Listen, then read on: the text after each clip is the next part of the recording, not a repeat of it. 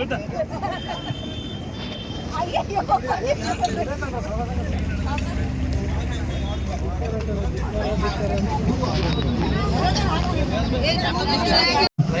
ಏನ್ ಪರಿಸ್ಥಿತಿ ಇತ್ತು ಆ ಪರಿಸ್ಥಿತಿಗೆ ತಳ್ಳುವಂತ ಕೆಲಸವನ್ನ ಆ ವ್ಯವಸ್ಥೆಯನ್ನ ಇವತ್ತಿನ ಕೇಂದ್ರ ಸರ್ಕಾರ ಮಾಡ್ತಾ ಇದೆ ಅನ್ನೋ ಮಾತನ್ನ ಹೇಳಿಕ್ಕೆ ಇಷ್ಟಪಡ್ತೇನೆ.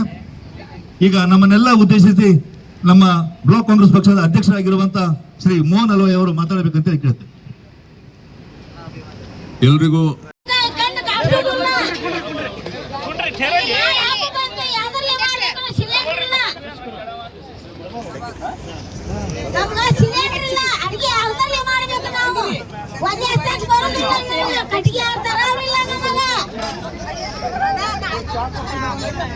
ಮೋದಿಗೆ ತಿಳಿದಿಲ್ಲ,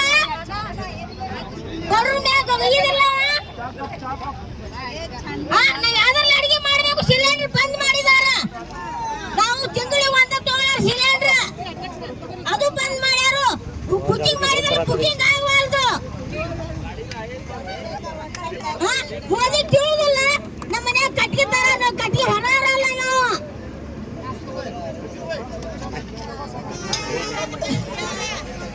ಮೋದಿ ಬಿಜೆಪಿಯ ಜನ ತಿಳ್ಕೊಳ್ಬೇಕಾಗಿದೆ. ಸಣ್ಣ ಪುಟ್ಟ ವಿಷಯಕ್ಕೆ ರೋಡಿ ಇಳಿಯುವಂತಹ ಬಿಜೆಪಿಯ ಕಾರ್ಯಕರ್ತರು ಇವತ್ತಿನ ದಿನ ಈ ರೀತಿ ಬೆಲೆಯನ್ನ ನಮ್ಮ ಸಿಲಿಂಡರ್ ಬೆಲೆ ಯಾಕಂತಂದ್ರೆ ದಿನ ಬಳಕೆಗೆ ಪ್ರತಿಯೊಬ್ಬರಿಗೂ ಬಡ ಜನರಿಂದ ಹಿಡಿದು ದೊಡ್ಡ ದೊಡ್ಡ ಹೋಟೆಲ್ಗಳಿಗೋಗಿ ಒಂದು ಸಿಲಿಂಡರ್ ಬೇಕಾಗಿರುತ್ತೆ. ಇವತ್ತಿನ ದಿನ ಎಲ್ಲರಿಗೂ ಅನಾನುಕೂಲತೆ ಆಗ್ತಾ ಇರುವಂತದ್ದನ್ನ ನೀವೆಲ್ಲ ಕಾಣ್ತಾ ಇದ್ದೀರಾ. ಬೆಂಗಳೂರು ಸಿಟಿಯಲ್ಲಿ ದೊಡ್ಡ ದೊಡ್ಡ ಸಿಟಿಗಳಲ್ಲಿ ಎಷ್ಟೋ ಬಡ ಕುಟುಂಬಗಳು ನಡೀತಾ ಇರುವಂತದ್ದು ದಾಂಡೇಲಿಯ ಎಲ್ಲ ಜನತೆಗೆ ಗೊತ್ತಿರುವಂತಹ ವಿಷಯ. ಸೊ ಈ ಒಂದು ವಿಷಯವನ್ನ ಇಟ್ಕೊಂಡು ನಾವು ನೀವುಗಳೆಲ್ಲರೂ ಇವತ್ತಿನ ದಿನ ಈ ಒಂದು ಪ್ರತಿಭಟನೆಯಲ್ಲಿ ಭಾಗವಹಿಸಿದ್ದೀವಿ. ಎಲ್ಲರೂ ಈ ಒಂದು ಪ್ರತಿಭಟನೆಯನ್ನ ಮುಂದಿನ ದಿನಗಳಲ್ಲಿ ಈ ಕೆಲ ದಿನಗಳವರೆಗೆ ಮಾತ್ರ, ಮುಂದಿನ ದಿನಗಳಲ್ಲಿ ನರೇಂದ್ರ ಮೋದಿ ಅವರು ಈಗ ಸರೆಂಡರ್ ಮೋದಿ ಆಗಿದ್ದಾರೆ ನಮ್ಮ ಅಮೆರಿಕ ರಾಷ್ಟ್ರಕ್ಕೆ. ಅಮೆರಿಕದ ಅಧ್ಯಕ್ಷರು ಹೇಳ್ದಂಗೆನೆ ಕುಣಿತಾ ಇದ್ದಾರೆ. ಇದು ನಾನು ಹೇಳ್ತಾ ಇಲ್ಲ, ಅಮೆರಿಕದ ಮಾಧ್ಯಮ ಸಚಿವನೇ ಪಬ್ಲಿಕ್ ನಲ್ಲಿ ಒಂದು ಸ್ಟೇಟ್ಮೆಂಟ್ ಕೊಟ್ಟಿದ್ದಾಳೆ. ನಮ್ಮ ಮಿತ್ರ ರಾಷ್ಟ್ರಗಳಲ್ಲಿ ಭಾರತವು ಕೂಡ ಒಂದು, ಆದ್ರೆ ಭಾರತ ನಾವು ಹೇಳ್ದಂಗೆನೆ ನಟನೆ ಮಾಡ್ತದೆ ಅಂತೇಳಿ. ಅದು ಮತ್ತು ಕೆಟ್ಟದಾಗಿ ಹೇಳಿದೆ ಅಂತ ಹೇಳಿದ್ರೆ ಭಾರತ ಅಮೆರಿಕ ಮತ್ತೆ ಇಸ್ರೇಲ್ಗೆ ಕಾಲು ಅಗಲು ಮಾಡಿ ಎಲ್ಲ ಕೊಟ್ಟು ಬಿಟ್ಟಿದೆ ಅಂತೇಳಿ.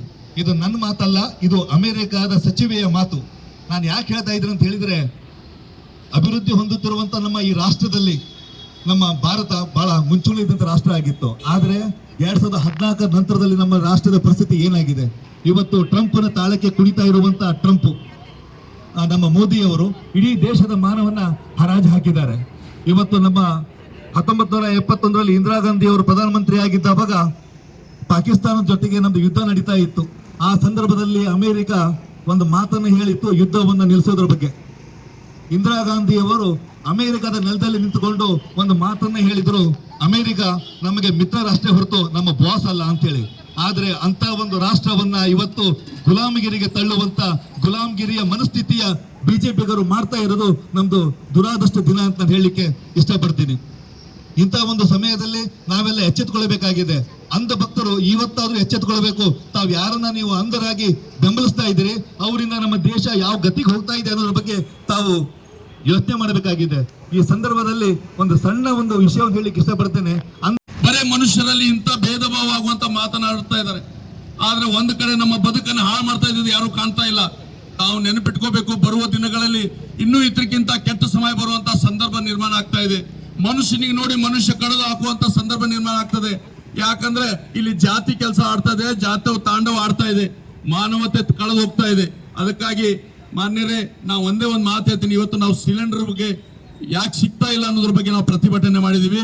ಬರೋದಿಂದಲೇ ಪ್ರತಿಭಟನೆ ಮಾಡ್ಲಿಕ್ಕೆ ಬಂದ್ ನಿಲ್ಲಿಕ್ಕೆ ನಮ್ಗೆ ಶಕ್ತಿ ಬೇಕಂತ ಹೇಳಿದ್ರೆ ನಾವು ಊಟಕ್ಕೆ ಬೇಕಲ್ಲ, ಅದು ಕೂಡ ಶಿವು ಕಷ್ಟ ಆಗುವಂತದ್ದು ಕಾಲ ದೂರಿಲ್ಲ.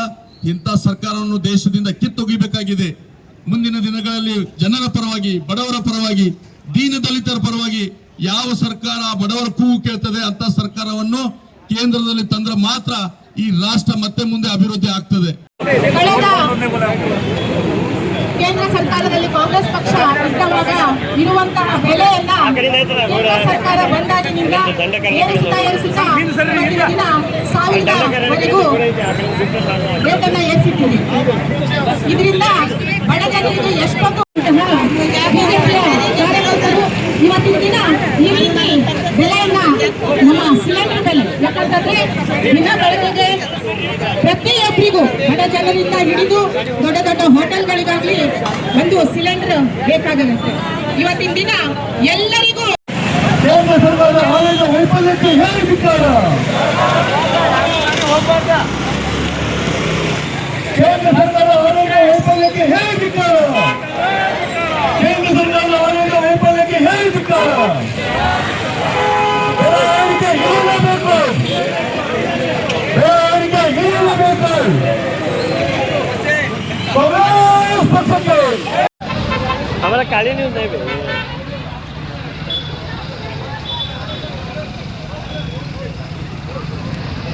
ಟಿವಿ ಕಡೆ ಬರ್ರಿ, ಬಂದಾಗ್ಲೇದು ಟಿವಿ ಕಡೆ ಬರ್ರಿ.